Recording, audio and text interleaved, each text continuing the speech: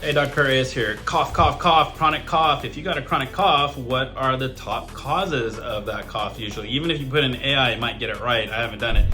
I'm gonna go check it out after this. But the top 3 reasons why someone would have a chronic cough, and some of the definitions of chronic cough is if you have a cough beyond 4 weeks or maybe 6 weeks, we would call it cough. Number 1 would be postnasal drip. And that would probably be allergies at that point. So if you're coughing for 2-3 months, and it's persistent, you might have seasonal allergies causing postnasal drip, and so you address decongestants and address the seasonal allergies. Number 2 would be asthma.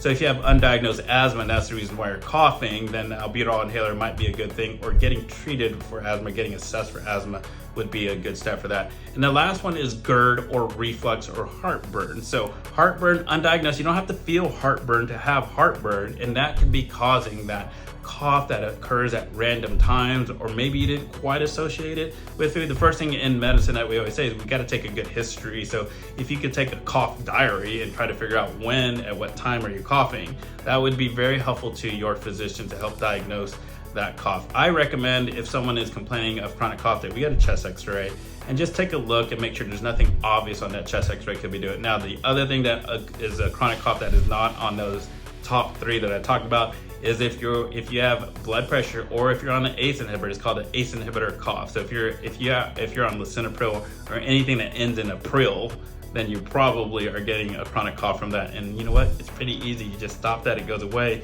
But if it's for blood pressure, then we probably have to substitute that out. So talk with your physician and get that switched out, and then your cough might get resolved with that. I hope that helps. I'll see you at the next video. Tubby Doc out.